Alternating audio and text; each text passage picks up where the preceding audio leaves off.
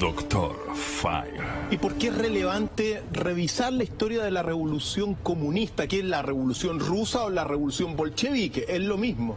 Después de 100 años, ¿por qué es posible, mira, por primera vez quizá, abrir documentos que han sido tabú durante, bueno, muchísimo tiempo y que hoy los vamos a ir conociendo? Entonces, es tremendamente relevante darse cuenta que esta revolución acabó también con la monarquía divina en Rusia, que, como tú decías, dividió al mundo, terminaría dividiendo al mundo en dos, entre la Unión de Repúblicas Socialistas Soviéticas, que se transformó en un imperio, el imperio comunista, que después, con la Guerra Fría, va a generar conflictos en todo el mundo, llegando hasta nuestro país, pasando por Cuba y llegando a ese conflicto comunismo-capitalismo hasta el mismo 11 de septiembre de 1973.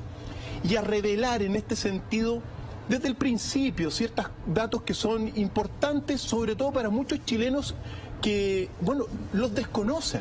Como por ejemplo que la revolución comunista, desde 1917 en adelante, le costó la vida a 100 millones de personas, Ignacio. 100 millones. Y ahí están los datos según el libro negro del comunismo. Pero uno tiene que mencionarlos. En la Unión Soviética le costó la vida a 20 millones de personas. En China, 65 millones de personas murieron por la revolución. En Corea del Norte, 2 millones, en Camboya, 2 millones, etcétera. En Iberoamérica, 150.000 personas. Ahí, claro, dentro de esas 150.000 personas están los 3.000 detenidos desaparecidos del régimen de Augusto Pinochet. Pero esto es relevante, ¿por qué? Porque, claro, en el fondo, la revolución comunista mató más personas que las dos guerras mundiales juntas. Pero cuando uno habla desde el punto de vista del chileno, de la opinión pública, el comunismo aquí tiene otra percepción. ¿Por qué? Porque fue perseguido durante décadas por el régimen militar. Acuérdate los discursos contra los marxistas, contra los comunistas. Si tenías una revista roja, te hacían detener, desaparecer prácticamente. Entonces, en nuestro país, al contrario de la realidad global, se generó como una especie de victimización de estas personas vinculadas al comunismo, marxismo o socialismo, como le quieran llegar, como se le quiera decir, durante ese régimen. Entonces, es importante darnos cuenta un poquito de estos datos iniciales y comenzar a darnos, digamos, a decantar las razones de la revolución, las causas de la revolución, porque la revolución comunista tuvo fundamentalmente dos revoluciones. La revolución de febrero de 1917, que es la que nos vamos a centrar hoy día. 100 años. A 100 años, y la revolución de octubre de 1917, donde ya se consolida y se forma el Ejército Rojo, que, bueno, la vamos a dejar un poquito más para adelante. Pero es importante centrarnos en esta primera revolución, la de febrero. En el fondo es febrero y marzo.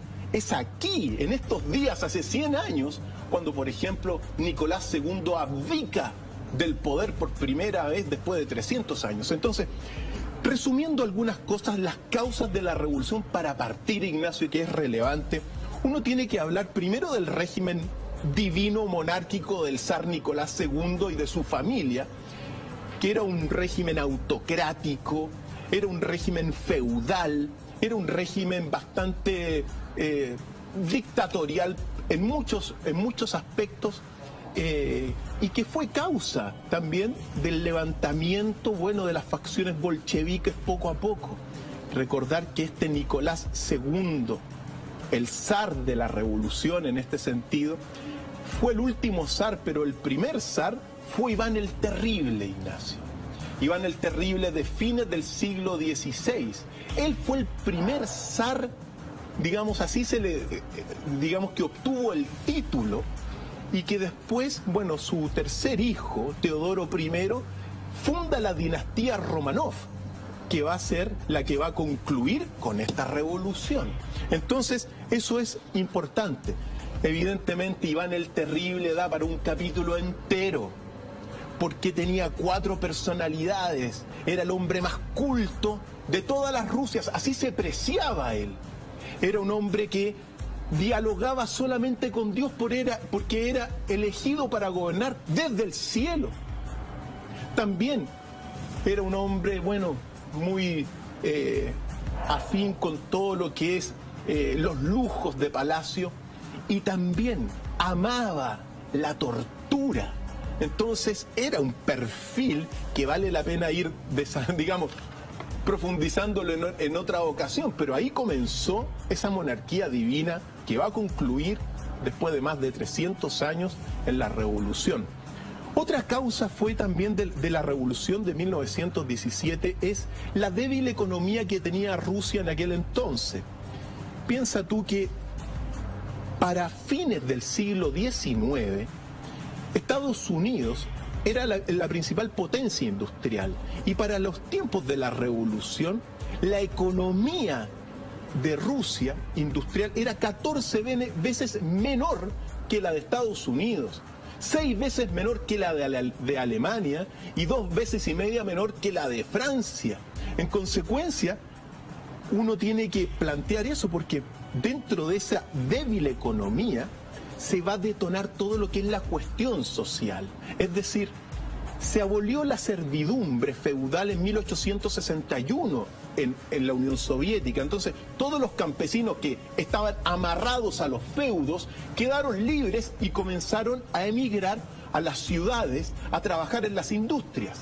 Y como todo capitalismo industrial, claro, la industria en aquel entonces y hasta el día de hoy trabaja con la ley de bronce del capitalismo, que es muy simple: pagarle lo mínimo para la subsistencia al proletario o al obrero.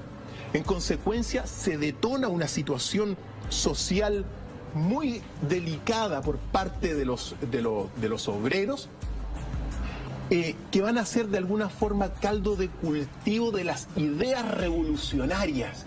O sea, las condiciones de trabajo eran tan precarias, el nivel de explotación era tan alto, que esa fuerza de trabajo se convierte en una verdadera olla a presión. Tú lo dijiste. Y eso es lo que ocurría en otros países, solamente que ahora eso ocurrió en los países europeos 50, 60 años antes.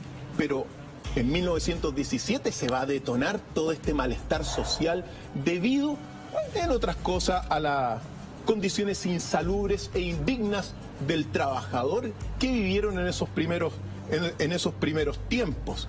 También, dentro de este escenario, uno tiene que recordar que los campesinos,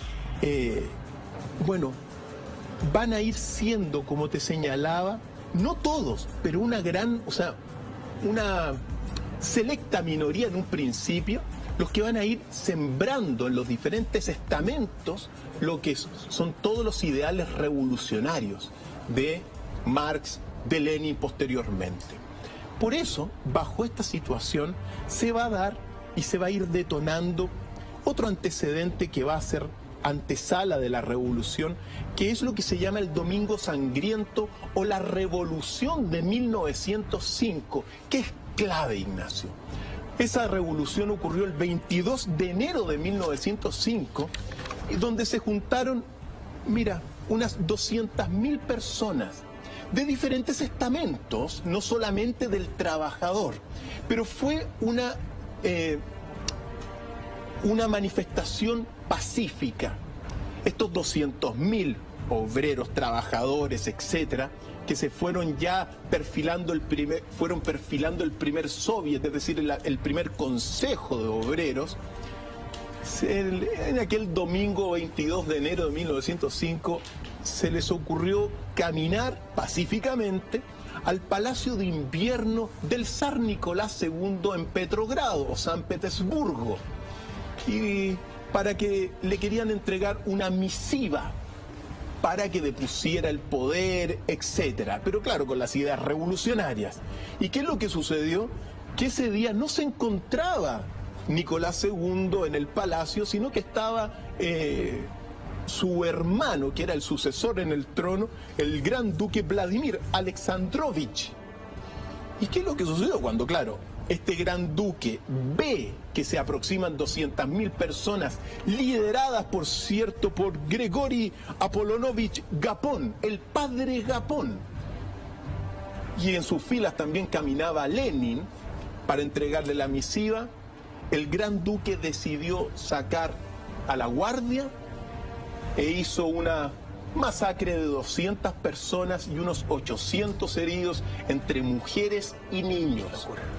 Esto es muy importante porque inmediatamente se difundió la noticia y el prestigio del zar Nicolás en ese 1905 evidentemente se fue al suelo. Fue una masacre contra los manifestantes que esta vez iban en paz, Ignacio. Entonces, los campesinos, evidentemente, esto se difundió rápidamente y generó algo relevante también, porque al año siguiente, debido a esta revolución de 1905, ocurren dos cosas. En esa revolución el padre Gapón se logró salvar y huyó, pero también en esa revolución Vladimir Lenin arranca y se exilia en Suiza. Es decir, salió de Rusia Lenin, que es una figura clave en todo este proceso. Así que ahí comienza de alguna forma el exilio de Lenin y se va a radicar en Rusia. Vamos a ver qué va a pasar con Lenin, porque es la revolución también comandada por Lenin, sobre todo la de octubre de 1917.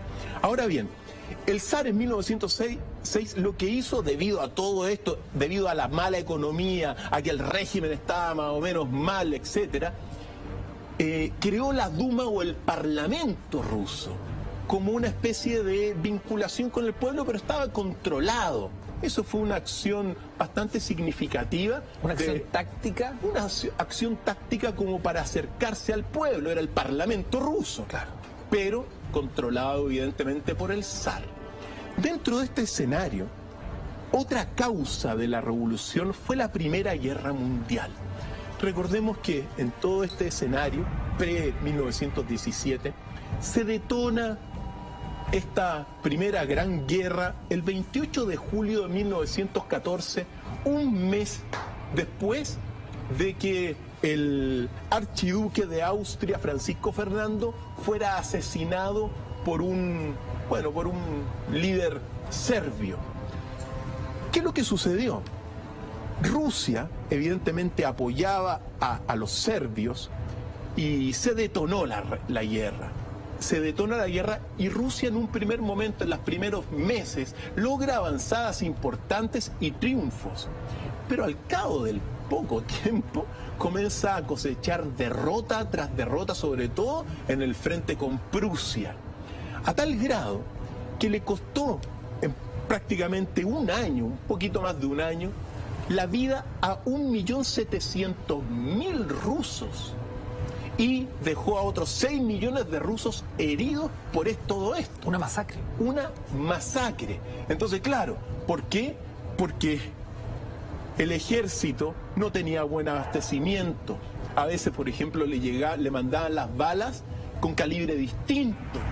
No le llegaba bien la comida muchas veces al ejército.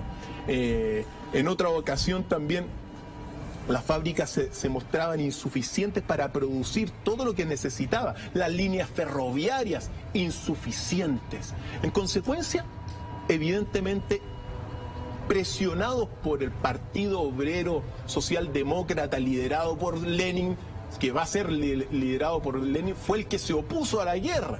Entonces, se tuvo que retirar de la guerra.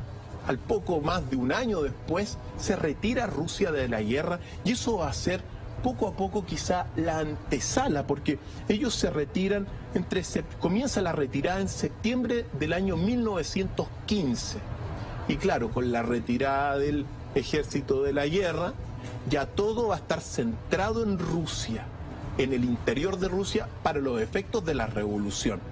Y evidentemente dentro de todo este escenario, no solamente se le suma la impopularidad de la zarina, que era de origen alemán, de Alejandra, de origen alemán, la esposa de Nicolás, y que estaban en guerra, sino que también entre todos los episodios que dan causa, es muerto y asesinado Rasputín. Y Rasputín, en este sentido, recordemos que Rasputín fue un asesor oculto de la emperatriz. Y él dijo, yo tengo afortunadamente las palabras que difundió tiempo antes sobre el destino que iba a correr la familia en ciertas circunstancias. Porque Rasputín, mira, amado y odiado, gran amante Rasputín, pero al mismo tiempo se le llegó a llamar el diablo sagrado. El diablo sagrado, Ignacio, el hombre que vemos en pantalla.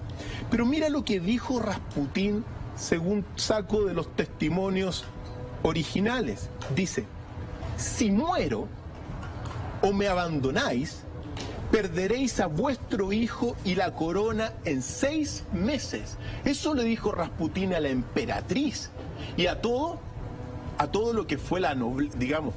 Esto se difundió por todas partes. Repito, si muero o me abandonáis, perderéis a vuestro hijo y la corona en 6 meses. Y Rasputín fue asesinado el 30 de diciembre de 1916. ¿Qué pasó con su amenaza? Si uno saca la historia, se cumplió, Ignacio.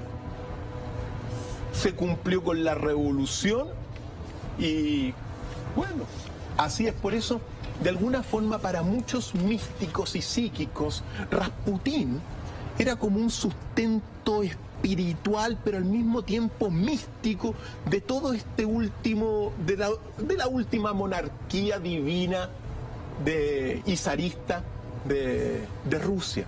Figura bisagra que al desaparecer se genera este descalabro. Por supuesto que sí. Por eso, Ignacio, dados estos antecedentes, estas causas, uno puede entrar de lleno en la revolución. Una revolución que comenzó, ojo, en febrero de 1917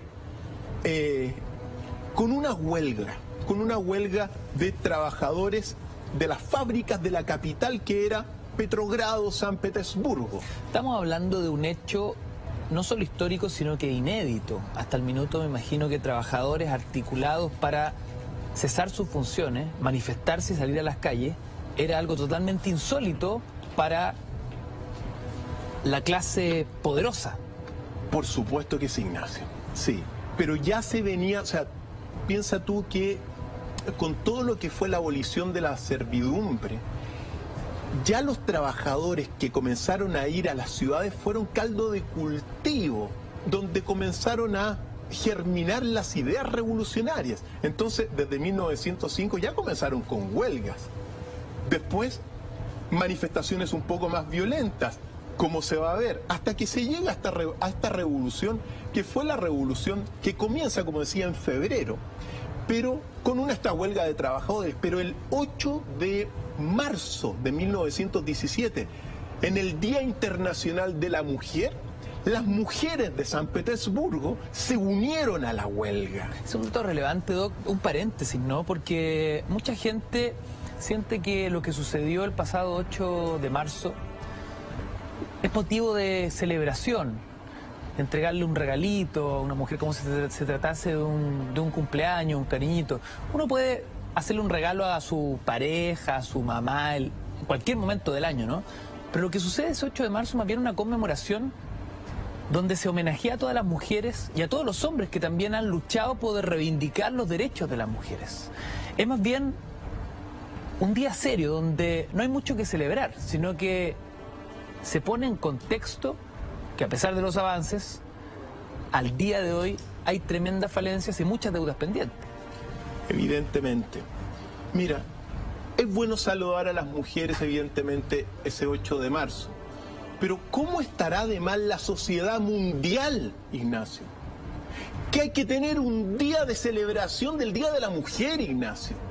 Eso está muy mal. Muy mal, ¿por qué? Porque revela que se ha vivido en un mundo machista, en un mundo donde la mujer ha sido menospreciada históricamente.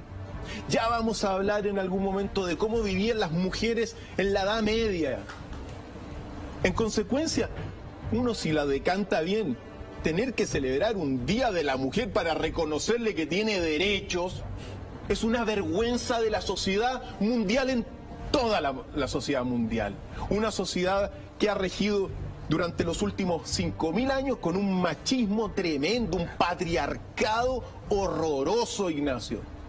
Incluso la mujer, recuerda, pero sí, para la tradición cristiana, es la autora del pecado original. O sea, todo está mal y durante mucho tiempo ha estado mal por culpa de la mujer, supuestamente.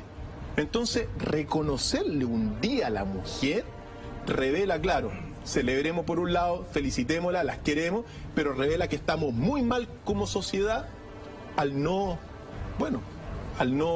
reconocer realmente lo que es la mujer. Pero bien, volviendo al tema del 8, claro, las mujeres de Petrogrado en el Día Internacional de la Mujer se unen a la huelga contra el zar y ahí va a tomar, con el apoyo manifiesto de todas las mujeres en las calles, va a tomar una dimensión mucho más seria. ¿Por qué?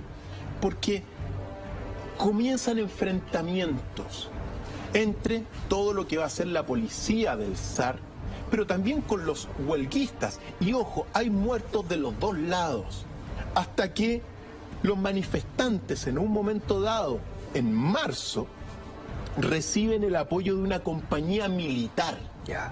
Y ese apoyo de la compañía militar va a hacer que el zar Nicolás II ordenara la disolución del Parlamento de la Duma. Y en el momento en que el zar ordena esa disolución, el Estado Mayor de Rusia le dice al zar que mejor abdique del poder, porque si no le va a ir mal ya con todos. Es decir, la revolución no se manifestó solamente de un grupo, sino que ya el ejército la apoyaba, los mismos militares, muchos apoyados por militares del zar. En consecuencia, el zar Nicolás II, presionado por el Estado Mayor y por la situación económica, social, ideológica, política, abdicó el 15 de marzo de 1917, es decir, en poquitos días más se va a recordar. Día clave, porque ese día se acabó la monarquía divina en Rusia. Y claro, al otro día le ofrecieron el puesto de zar a su hermano, que lo rechazó. Y uno puede decir, claro, la monarquía divina, es decir, este zarismo, el poder venía de Dios, pero claro, después con el paso del tiempo, vamos a ver más adelante, se impuso una especie de monarquía del partido, donde el poder en realidad no venía del pueblo, sino que venía del partido. Bueno, son cosas que hay que analizar. Sea lo que sea, hecho tremendamente importante, porque termina una cosa que, por ejemplo, en Francia había la Revolución Francesa, que acaba con la monarquía divina, fue de 1789. Por lo tanto, pasaron prácticamente más de 100 años para que eso ocurriera en Rusia, y que va a permitir que se organizara, claro, abdicó Nicolás II, y se organizó el primer soviet, el soviet de Petrogrado, que va junto con la Duma, o en el Parlamento, van a ser como el gobierno provisional. Claro, la Duma representando a los ricos, el soviet representando a la clase obrera, al proletario, al trabajador, que tenía condiciones bastante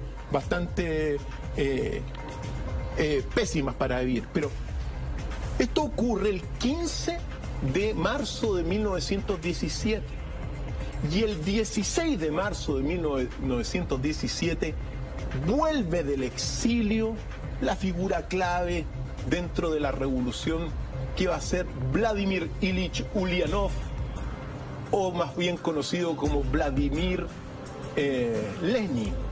Él llega del exilio un día después y, en este sentido, va a tomar poco a poco las riendas de toda del partido obrero socialdemócrata, con mucha más fuerza y con una ideología devastadora que va a tener su punto cúlmine en octubre con la revolución la revolución de octubre. A tal grado que tenemos, y siempre vale la pena recordar, tenemos uno de los discursos de Vladimir Lenin en aquel entonces de la revolución que vale la pena escucharlo para saber cómo hablaba Lenin, porque pocas veces se logra escucharlo. Así que, señor director, escuchemos a Lenin ya en Rusia, vuelto del exilio. Vamos a ver. Новый аппарат управления в лице советских организаций. Отныне наступает новая полоса в истории России. И данная третья русская революция должна будет в своем конечном итоге привести к победе социализма.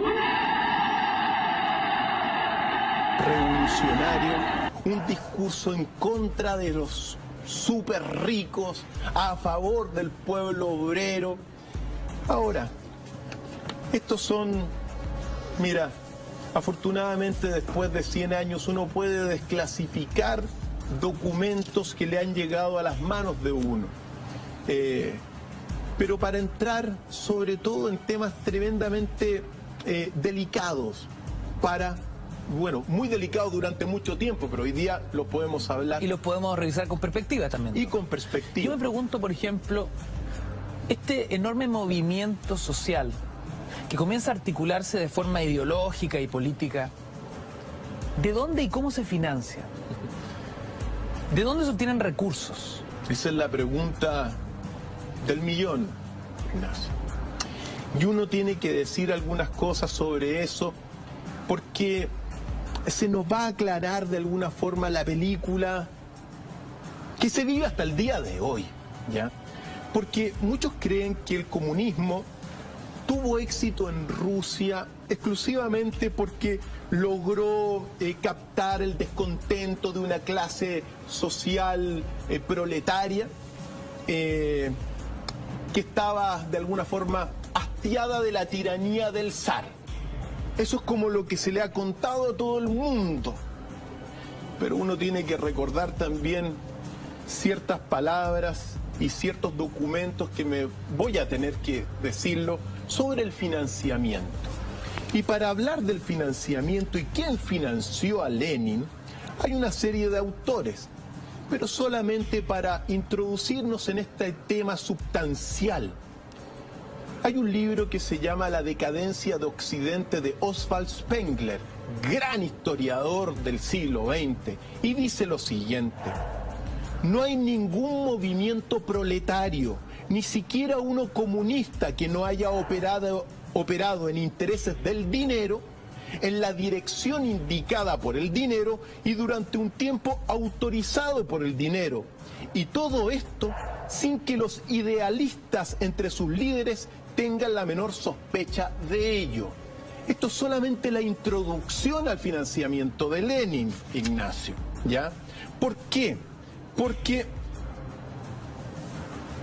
uno tiene que decir que fundamentado en este libro, La decadencia, fundamentado en el libro Fundaciones, su poder e influencia de René Wormser de 1958 y en otros textos, uno puede decir, por ejemplo, voy a leer textualmente para que no... Esto es lo que arrojan los documentos y nuestros superarchivos. Señala este libro que se mostró la evidencia sorprendente que numerosas fundaciones Rockefeller y Carnegie han estado promoviendo el socialismo desde sus comienzos. Recordemos que los comunistas se autoproclamaban como socialistas, incluso demócratas, ¿ya? Ahora bien, Lenin, entrando en materia súper concreta, fue financiado, y su revolución y todo lo que va a hacer a partir de ese 16 de marzo de 1917, fue enviado en un tren sellado desde Suiza con varios millones de dólares en oro.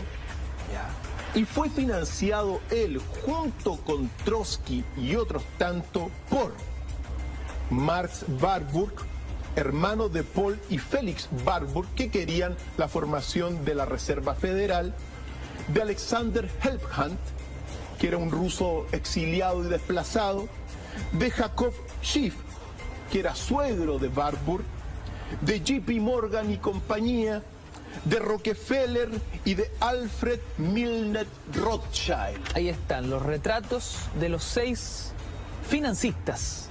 Entre los principales, en total más de 40 millones de dólares en oro se llevaron Trotsky y Lenin y fueron llegando a Rusia y fue apoyado.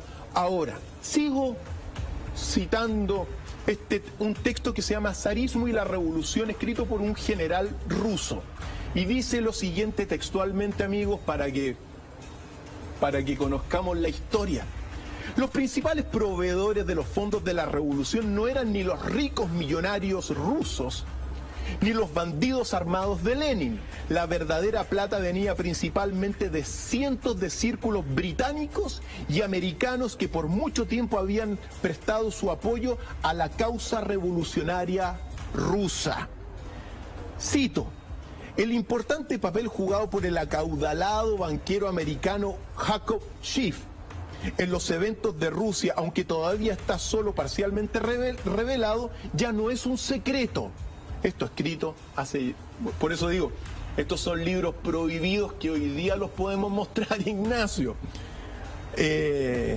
Incluso en abril de 1917, el mismo Jacobo Schiff declaró que era gracias a su aporte que la revolución rusa había tenido éxito. Simultáneamente a Trotsky, que pasó por Estados Unidos, Canadá y lo mandaron de vuelta para la revolución, fue financiado y subvencionado por Max Warburg y el Olaf Ashling Banken de Estocolmo, de Suecia. ¿Ya? Entonces, mira, acá hay otra declaración fundamental que dice: el señor Bakhmetiev, el último embajador imperial ruso en los Estados Unidos, nos cuenta que los bolcheviques, después de la victoria de la revolución, transfirieron 600 millones de rublos en oro entre 1918 y 1922 a la compañía de Jacobo Schiff. Entonces, cuando uno comienza a observar este financiamiento, se da cuenta que de alguna forma el discurso ideológico de Lenin en contra de los supercapitalistas es parecido a muchos discursos de muchos socialistas que son financiados hasta el día de hoy por los agentes del mismo poder, Ignacio. No ha cambiado mucho la historia. Pero se genera una contradicción brutal. Es que ahí hay otra cosa. Siempre recuerdo una frase fundamental de un autor de 1928 que se llamaba Dutton. Decía: nunca ha habido más mentira deliberada en la historia de la humanidad que la mentira que hubo en el mundo entre 1914 y 1918. Es decir, ese periodo de la Revolución Rusa y también de la Primera Guerra Mundial, según este autor, que no lo olvido, el periodo de más mentira en la historia de la humanidad. Y una de las mentiras es este doble discurso, de alguna forma, que tenía en este sentido Lenin, porque si esto es así, era financiado por los agentes de la conspiración. Divide para gobernar, Ignacio, es el lema. A eso quiero llegar, y es importante ser enfático en ese punto. ¿Cuáles eran los motores más profundos de estos financistas? Los motores más profundos... Mira, mientras la economía rusa estaba débil con el zar, estaba lleno de capitales extranjeros la economía. ¿Y cuál era? Y claro, y una economía con una, digamos, una industria muy débil. Evidentemente, estos controladores de la revolución, controladores indirectos, los financistas de la revolución, estaban viendo que era necesario hacer algo así para industrializar a Rusia, para generar potencialmente un conflicto futuro que te permitiera la generación el desarrollo de la industria de las armas, de la industria del petróleo, de la industria automotriz.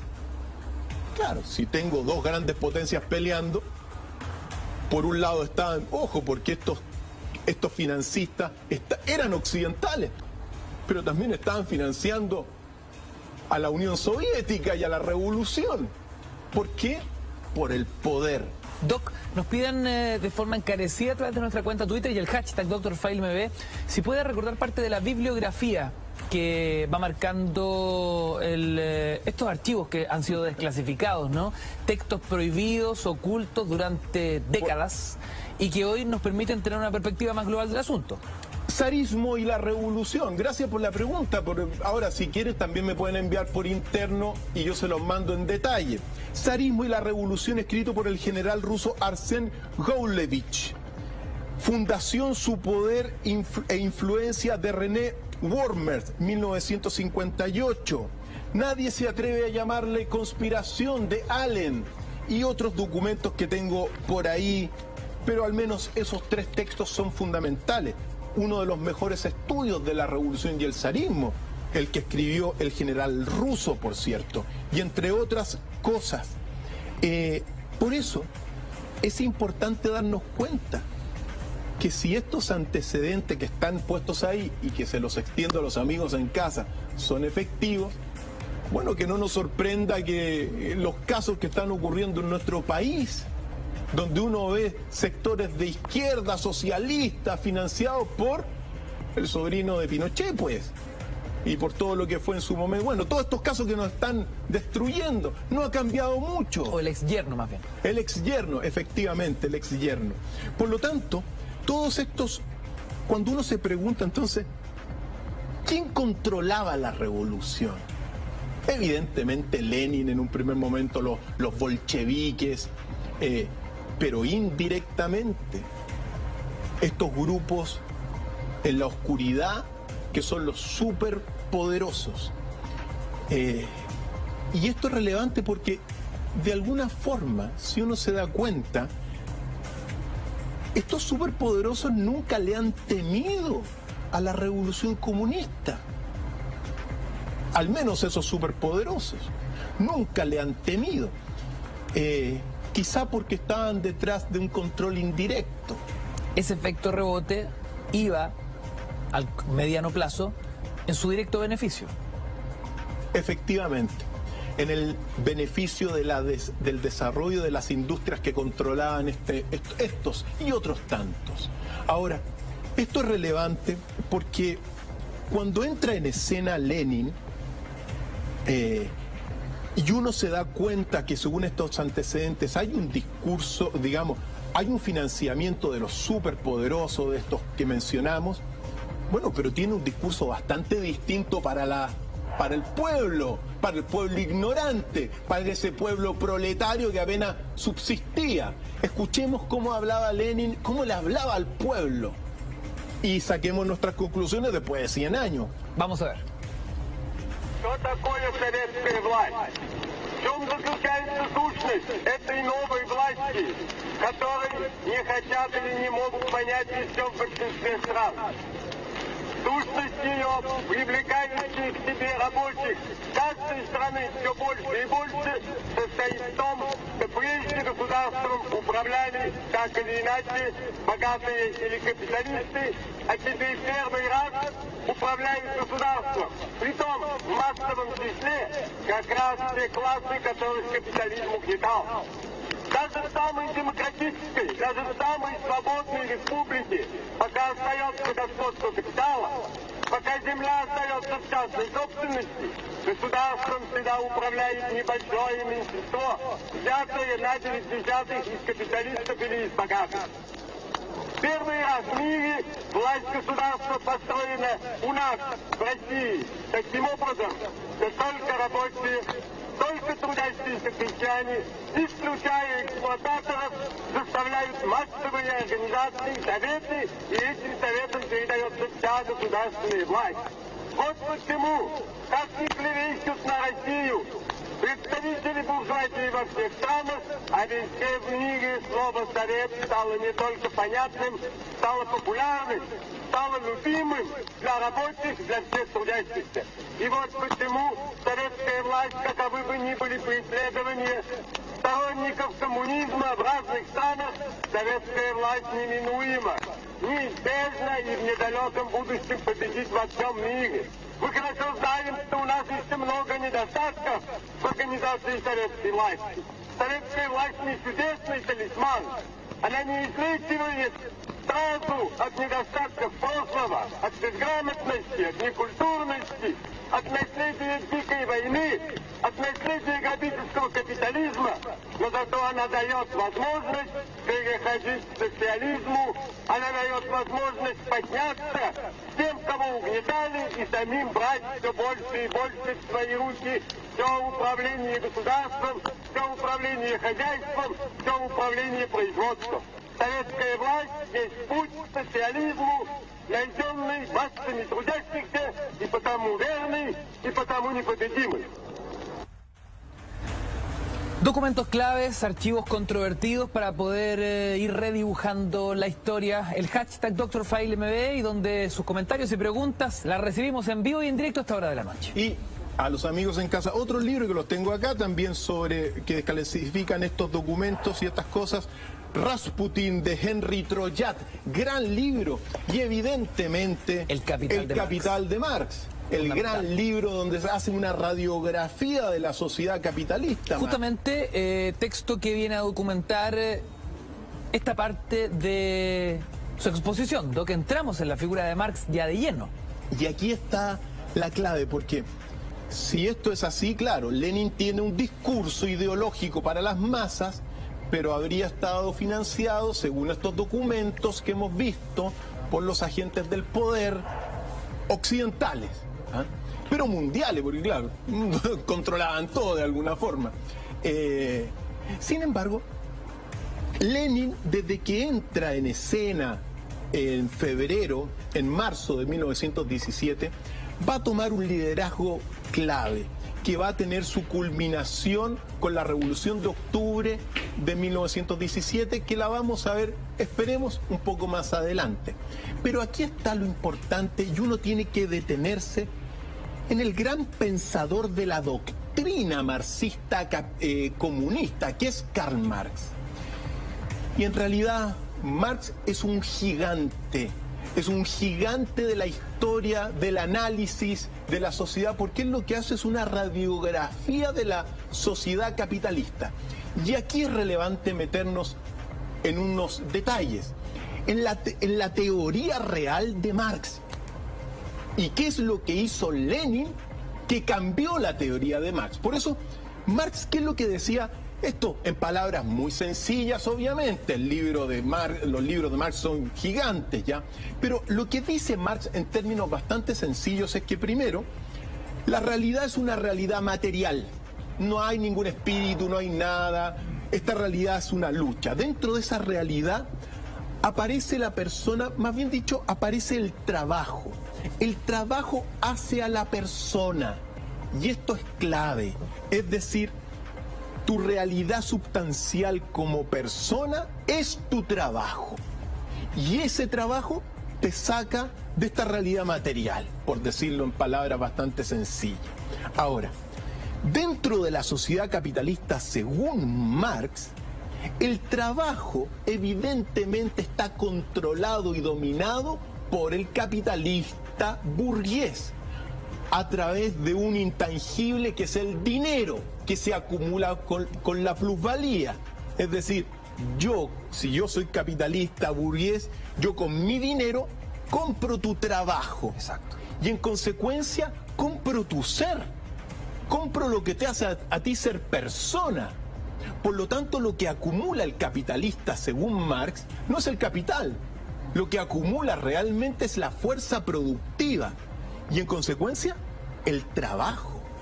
Por lo tanto, dentro de este análisis, Marx dice que en realidad el capitalista controla a las personas. Ahora bien, para que el proletario, el trabajador, este trabajador de la cuestión social, que no tenía para dónde caerse muerto, que vivía en condiciones insalubres y otros tantos, no se dieran cuenta que están siendo controlados y dominados por el capital, la sociedad desarrolla, no es que haya uno que la desarrolle, la sociedad capitalista desarrolla superestructuras de dominación, que todos son engaños. Y aquí está lo relevante de las superestructuras de dominación, porque la primera superestructura de dominación, según el Capital de Marx, es la superestructura social, que te dice, en palabras bastante sencillas, que todos pertenecemos a la misma sociedad. Ignacio, todos estamos en Chile, todos estamos en la misma sociedad. Primera superestructura de dominación, porque eso es falso, según Marx. ¿Por qué? Porque la sociedad se divide en clases sociales que dependen de la propiedad y del trabajo de cada persona. En consecuencia, las clases bajas están en una sociedad bastante distinta que las clases medias y de que las clases altas. Así que no estamos en la misma sociedad. Por lo tanto, no es la misma realidad. No es la misma realidad, pero muchas personas creen que están en la misma realidad. Claro, uno anda en super autos de limusina y otro en el Transantiago. Por lo tanto, primera superestructura de dominación que es falsa, según Marx y según los documentos de Marx. La segunda es la superestructura política, donde te dice, bueno, la superestructura política te dice que todos somos iguales ante la ley. Claro. Y que tú puedes votar para cambiar el mundo. Elige un parlamentario, vota por él, y él va a cambiar el mundo. Él te va a representar. Él te va a representar. Otra falsedad, según Marx. ¿Por qué? Porque el capital controla a los parlamentarios y controla las leyes. Y lo estamos viendo aquí a cada rato, pues. La ley de pesca, que salió esta semana. ¿No, verdad? Entonces, otra falsedad. Está después la superestructura económica, donde el capitalismo te dice que el crecimiento va a acabar con la pobreza. Eso es el gran discurso. El crecimiento acaba con la pobreza. Otra falsedad según Marx. ¿Por qué? Porque el crecimiento lo que hace es generar desigualdad. Claro, esa riqueza no chorrea a las capas más desposeídas. Efectivamente, y la supuesta ideología de que después cuando haya muchos ricos, los ricos van a chorrear el dinero y entonces se va a acabar la pobreza con el crecimiento, es falso. Porque todo el sistema capitalista tiende a la división y tiende a los monopolios. Porque esa riqueza se acumula. Así es. Y está fundamentado también en la avaricia, en la codicia, en la usura, en el egoísmo, el capitalismo. Entonces, otra falsedad. El crecimiento no va a acabar con la pobreza. El crecimiento está acabando con los recursos naturales, con la convivencia, con muchas cosas. No con la pobreza. No con la pobreza. Está acabando con muchas cosas, pero claro, el discurso es no. Hay que crecer, es decir, consumir. Y el consumo es el bien. Bueno, según lo que uno ha leído de estos autores, eso es falso, pero te domina la sociedad. Otra superestructura de dominación, la económica. Después está la superestructura filosófica, Ignacio, que te dice que en realidad, mira, ¿para qué alegas? Si todos somos iguales y tenemos la misma naturaleza. Es decir, tú y yo somos iguales, Ignacio, todos somos iguales. Uno anda en el Transantiago, otro puede andar en un superjet, pero todos somos iguales en naturaleza. Compartimos una naturaleza común. Otra falsedad, Ignacio, del sistema. ¿Por qué?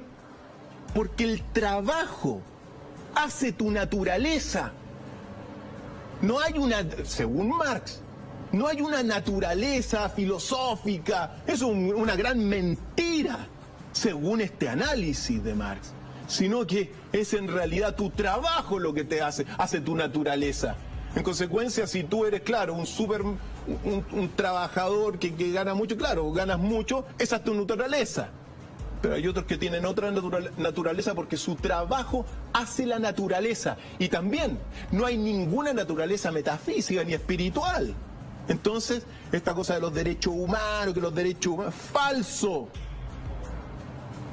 La persona, la naturaleza, lo hace el trabajo. El trabajo es la persona en el capitalismo. Por lo tanto, nadie es igual a nadie en ese sentido. Doc, con los postulados de Marx como gran contexto y como gran Biblia ideológica, ¿qué sucede el mes de octubre de 1917?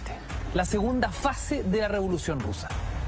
La última fase de la Revolución Rusa, Ignacio, es la que vamos a dejar pendiente para más adelante, porque es la parte donde comienza. Primero, la lidera directamente Lenin, pero en este sentido la vamos a dejar un poco, y es la más violenta de todas, solamente para ir finalizando este análisis de la superestructura cortito, Ignacio.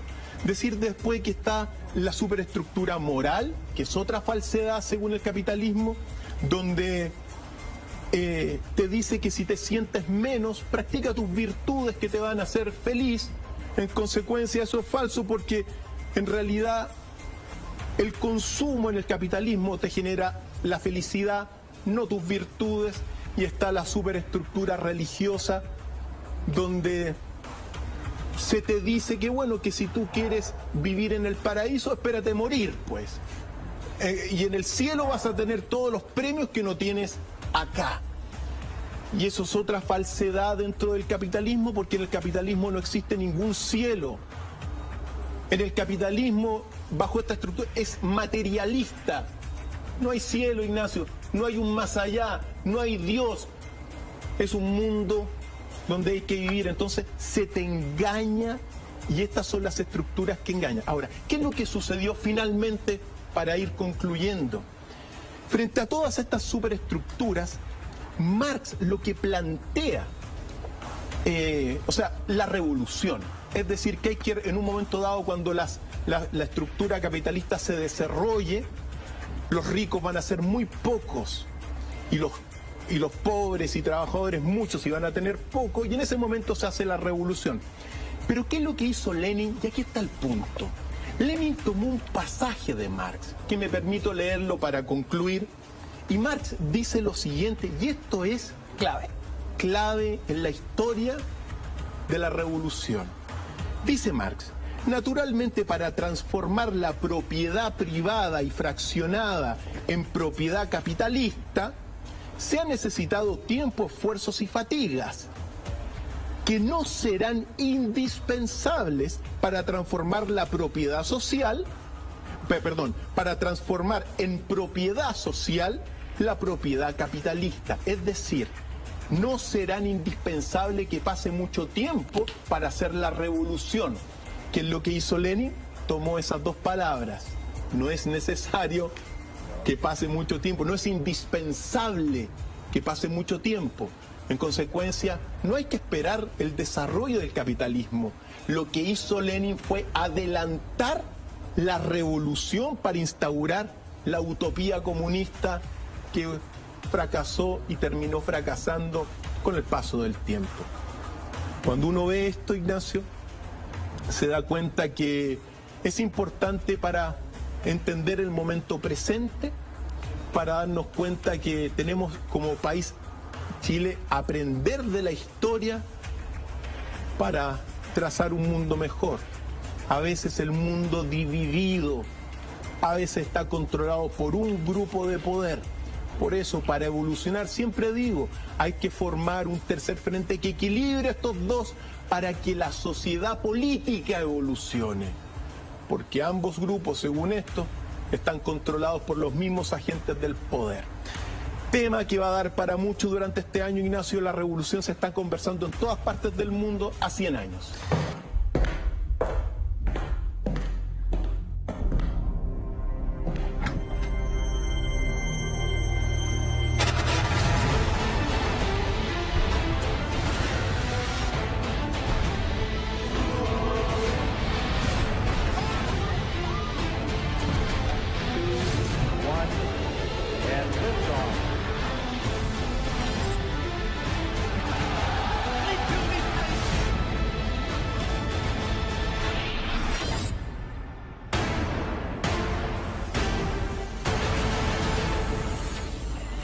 Doctor Fire.